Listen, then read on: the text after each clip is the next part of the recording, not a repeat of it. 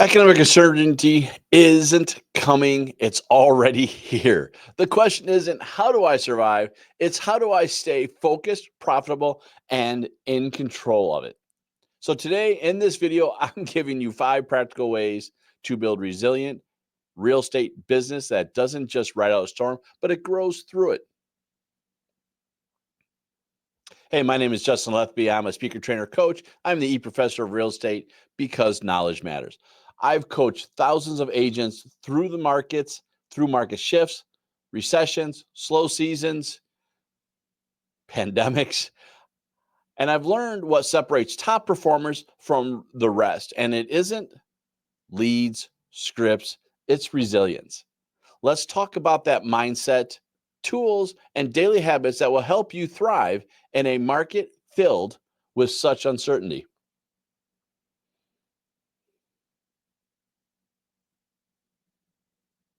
So, one, resilience, I'm going to tell you right now, starts with clarity, not panic. We need to have understandings that we do not control the market, but you do control you. You control your focus, your calendar, your activity. Notice I did not say your time. There is no such thing as managing time. You manage yourself within the time you're allotted. So let's make sure that when we're focusing on this, we are building strong habits for a daily interaction. A couple strategies that I think you should use. Start each month by reviewing the economic headlines and translating them into your talking points for your buyers and your sellers. Don't just take the article, write it out there. Don't take a mass produced newsletter. Sorry. Because while that's still there and it helps, it does protect your brand. It's not you, it's not your voice. And also, when you try to make sure that you can translate this into your words, you do actually learn better and envelop more of that information. So once you do that, proactively message your database. Here's what these month's numbers mean for you, for buying, for your equity, so on and so forth. You can put that in there. Reason this is important, those resilient agents, do not wait for the phone to ring. You're going to anticipate the questions and answer them before they're asked.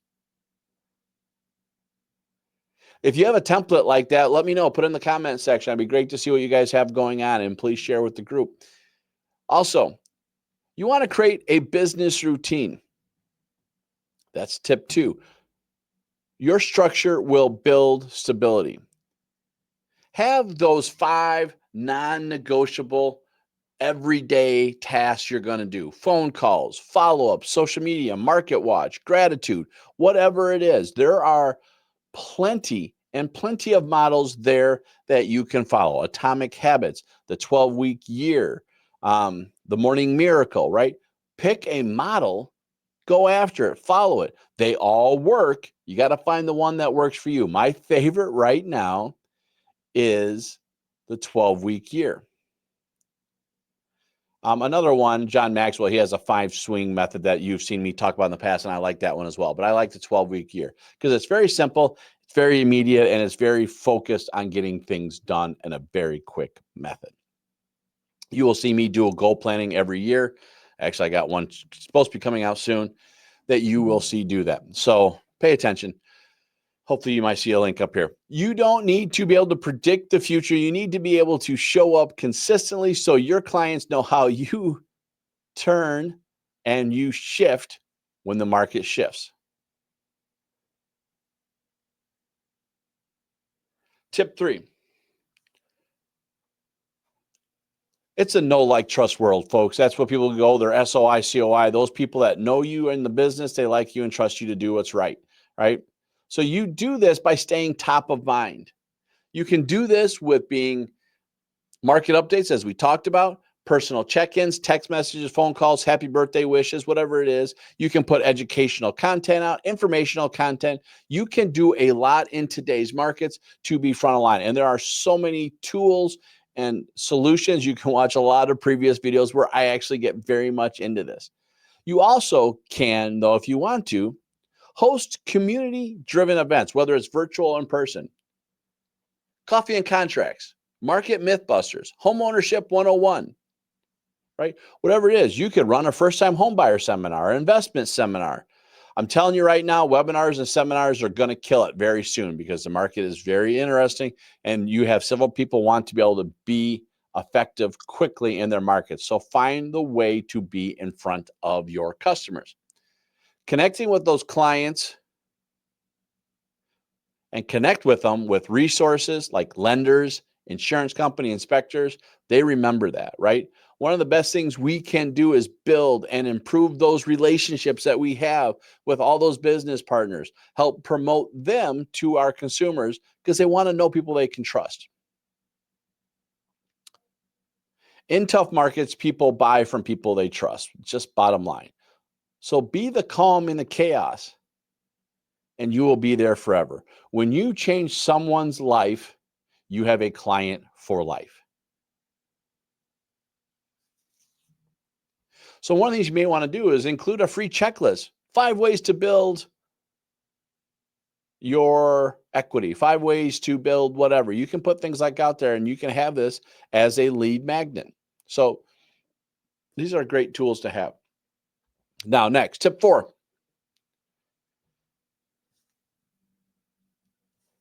Change is chaotic, change is stressful. Your mindset is critical. So mindset mastery will be your competitive edge. While your clients and other business partners, other people may be scared, we need to be calm. We can't afford to be scared. Don't get me wrong, you will be scared, but we need to be able to find ways to master those emotions. You can be that emotional thermostat, not the thermometer. Learn to communicate calmly with facts, with empathy, maybe with sympathy. Don't worry about the hype and fear. I'll be honest, probably stay away from the media. If you want to do it so you know what they're saying, so you can counteract it, fine. But if you're a person that gets sucked up into that energy, probably not the best solution. Also, have those scripts ready. Now, while I'm not a huge fan of scripts at the moment, I mean, I understand the value of them, but scripts very rarely sound like us, right? The script sounds like the person that perfected the script, not who we are. But I will say you need to be prepared with responses. And maybe it's your own script written. You can use AI, ChatGPT, all that stuff out there that you can put in there. But how do you answer certain questions? Are prices crashing? Should I wait until interest rates drop? How do you answer these questions effectively? What's mortgage rates today? Why? What are you waiting for? Don't recommend that. But you get my point. Here's what we're trying to do. Our tone sets the tone. If you sound calm, knowledgeable, and in control,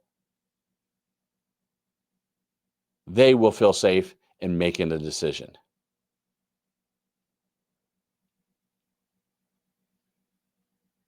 So recommended reading, I'm going to tell you right now, The Obstacle is the Way, or Soundtrack, and that's by John Acuff for mindset training. So you will have that in place. Last but not least, tip 5.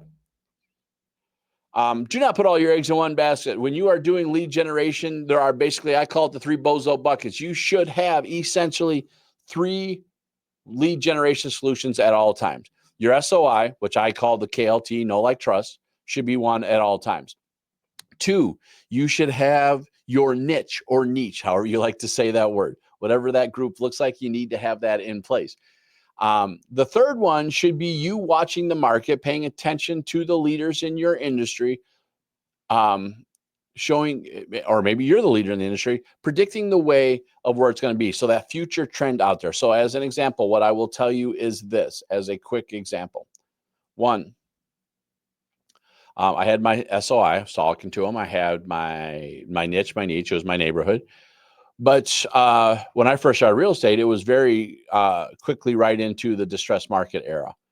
Well, when you started seeing the market shift and start becoming not a short sale foreclosure market, I had to find other resources. And I was one of those people that started jumping ahead of the bandwagon and started really focusing on online lead generation, seeing the power in that. So I was able to predict the future a little bit and be ahead of the game before most people.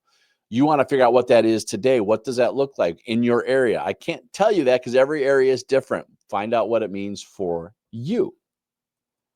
But building more diversification is going to build you a more resilient business. That way, it's not one lead source, one solution. You have multiple solutions coming in. Now, I'm not saying you focus on all three at all times, but you need to be able to pivot and be prepared to move to where it needs to build. If you want to, you could build essentially that 3-lane, 3-bucket pipeline and see which one's producing, which one's going, how's it working, and then you can focus more on the one that's working today. I would say if you do that, focus and make sure you are checking and validating that quarterly minimum. That way it's out there for you. If you can generate leads, you've got a great business. Great agents can generate leads. Great agents can generate leads from multiple resources. If you need help with that, put in the comments. I'm happy to help you figure that out and we can work together on that.